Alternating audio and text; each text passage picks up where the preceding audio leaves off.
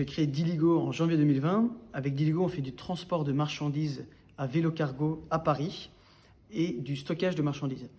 Alors, créer une entreprise 2 mois avant une grosse crise sanitaire, effectivement, ce n'est pas facile. On fait face à beaucoup d'imprévus, beaucoup de périodes incertaines. On ne sait pas si le lendemain, on va avoir beaucoup de chiffre d'affaires ou si on va en avoir pas du tout. Alors, face à ça, on n'a pas cédé à la tentation de tout arrêter, hein, ce qui peut arriver.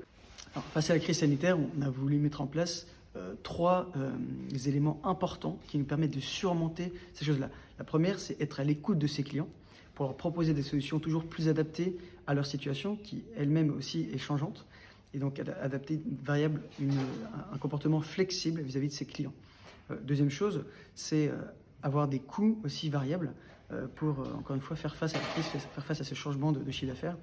Et troisième point important, s'entraider, même entre concurrents.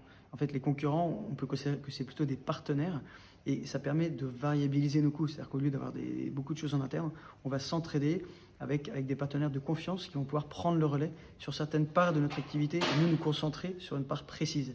Ça, c'est aussi comme ça qu'on a réussi à faire face à la crise en cette période incertaine, en cette période en plus de début d'entreprise qui n'est pas facile.